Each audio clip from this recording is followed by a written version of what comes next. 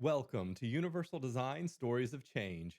This podcast series aims to gather the experiences of persons with disabilities in Norway and internationally in order to gain a greater understanding of the benefits of universal design for persons with disabilities and everyone. We would like to thank the Norwegian Directorate for Children, Youth, and Families for their support, and the amazing team from Inclusive Creation for making it all happen. Enjoy this episode. And so, what do you think the future is going to be like then? How are some of the big brands going to deal with these kind of changes? Because I think that the change is going to happen, right? Maybe it's generational. Maybe like next generation, it has to come into power in order for those changes to come to pass. But, you know, I close one. yeah, tell me. We were doing interview, like it was more like a workshop Okay. online Yeah. with a big American finance company, which had offices in Poland. I see. Now I was invited to tag along with a colleague of mine who is vice president of a Polish organization Yeah. advocating people. Yeah. So why don't you come along, because we will be doing it in English anyway, and I don't feel so, like I could do it, but so I should work with you. Yeah, sure. So, no problem, I will be supporting you. So we did the presentation, we were talking, and I said to her, make sure you record for that workshop. We will any questions are pick up.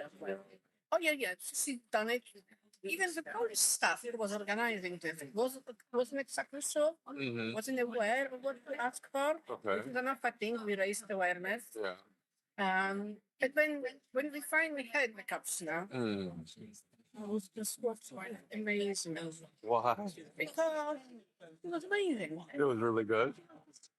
So Nice. wonderfully typing word for word, she made Yeah.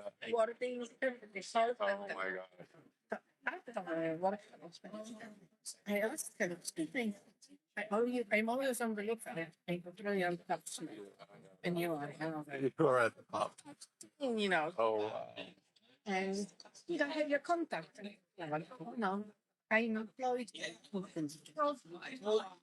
The American company, what they did, because they have offices in Philippines, Poland, India, all over the Everywhere. place, the huge multinational, Uh-huh.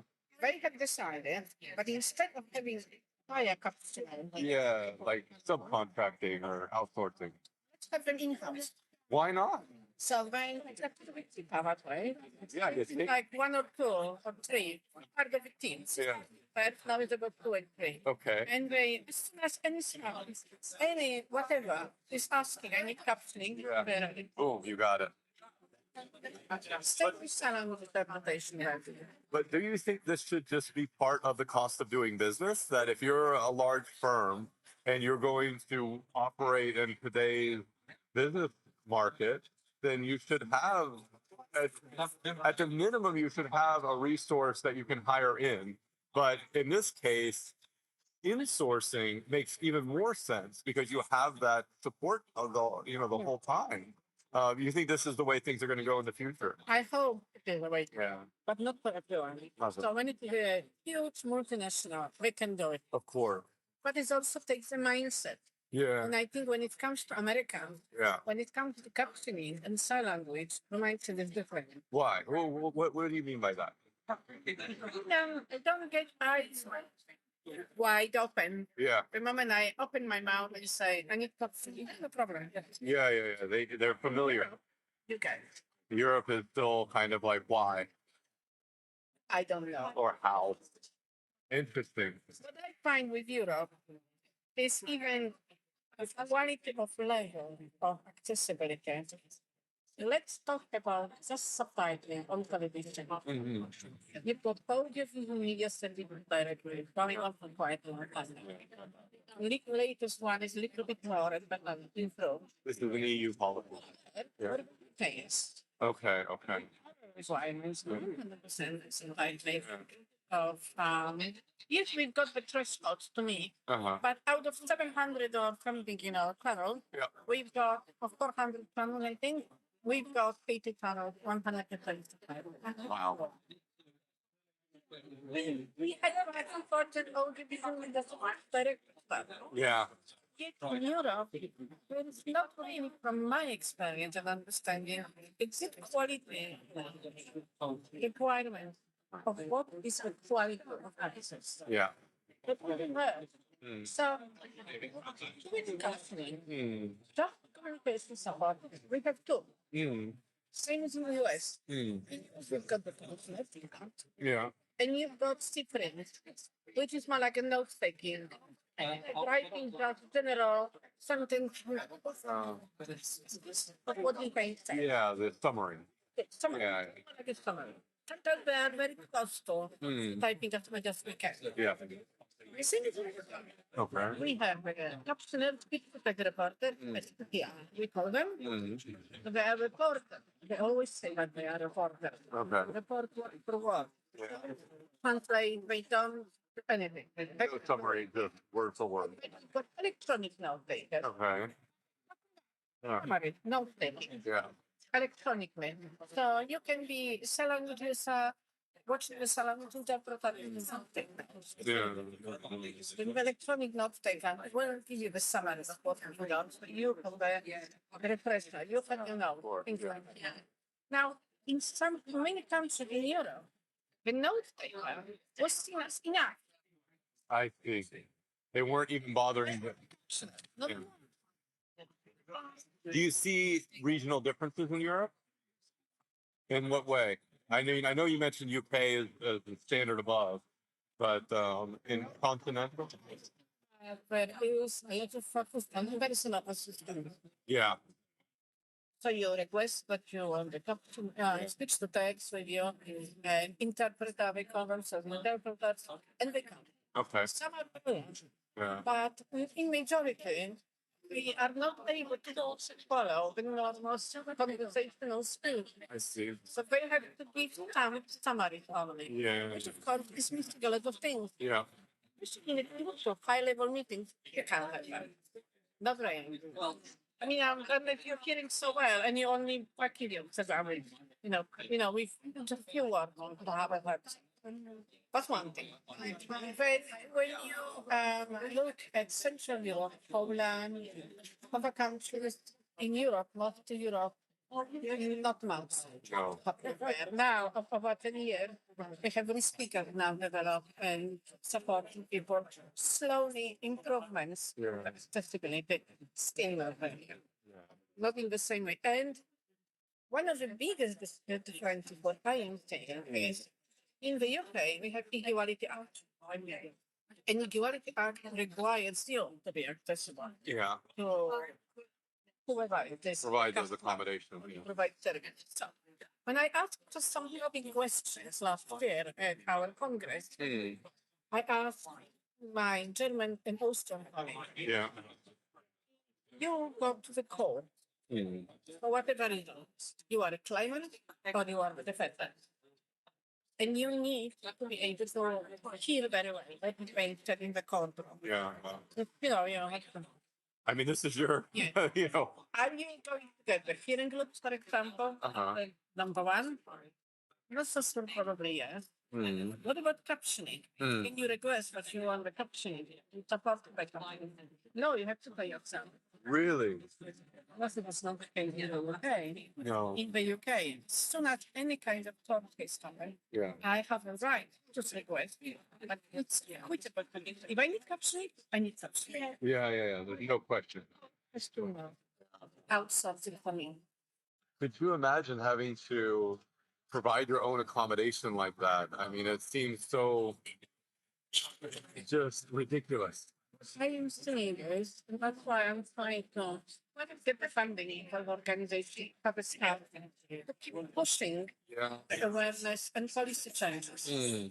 Because first of all, even for PAPs, discussing with it right now, Mm. I'm not saying that language user are in position of envy, Yeah. but they need work hard. Yeah. Make sure that when they need language interpretation, it's provided. Yeah. But what should be really in all policies across the board, Yeah. whatever the policy says that you have a right to request communication support, such as sign language interpreter, Yeah. it should automatically have whatever else you need. Yeah. So if somebody Captioning or whatever else it is. Yeah. the caption should be seen at the same level Yeah. As a sign language interpreter. in terms of providing. I mean, It may not. and in terms of providing accessibility, they are just as essential because this is a whole community that is being excluded and disenfranchised because the accommodation is not being met. And especially, I mean, the deaf hard of hearing community is very heterogeneous, right? So sign language interpretation just doesn't work for a lot of people. And so I totally see the problem, and it's just, how long do you think it's going to take to make change? Very long. Yeah. Generations? Well, I'm hoping to start an institute like you, instituted university. Universal design? Yeah. I'm hoping to institute around the World Hearing Day, which is the World Health Organization World Hearing Day, in the 10th of March, in the week, 10th of March, Yeah. on the calendar. Okay? Institute the European Hearing Practices Week. European Hearing Access Week? I love this idea. And I want to actually to start with the event, Yeah. with the debate, discussion, whatever, at the European Parliament. And what's the goal? The goal is, that's the good question. Right, I need to finalize Chinese Never tell me. is to raise awareness. Yeah. There's a huge group of people are not being included. Yeah. Yeah. Because the accessibility needs are not met. Yeah. So raise awareness of inclusive design, universal design, Yeah. which seems to require hearing globes or whatever hearing device Yeah. to be in the buildings where the conferences are or whatever. It's so much easier when you know that when you speak, everybody can. Of hear course. you. Yeah. But same universities, same any other public place. So that's number one. Yeah. Number two is actually connection. Yeah, of course. Increase the reimbursement and access to hearing aids. Okay. Because while cochlear implants are not bad, Uh-huh. because they are free and the National Health Service, if they require operation, Yeah. so surgery, etc. It follows under that, yeah. Hearing aids are not, Not covered up. especially for arborists. Yes. Very good. Very good. UK, hearing aid. Other countries, Poland Yeah. is Not so good. Poland, sorry. Yeah. And there are other countries like Malta, I heard that if you are an adult,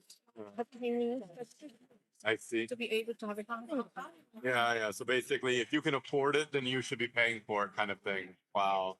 And this is a basic function. I mean, you're not talking about like, oh, I would like to have the newest iPhone. It's like, I would like to just have the basic needs taken care of. And it's, At the current of it, yeah. demand hearing aid, Yeah. hearing globes. Yeah. Do you want with hearing aids? Yeah. You know, Okay. So awareness, advocacy. number two, captioning of the awareness of why the captioning is so essential, Yeah. important, and why it's universal for many people, Yeah. actually to be able to use it. Is a concentration fatigue, listening fatigue, and all that.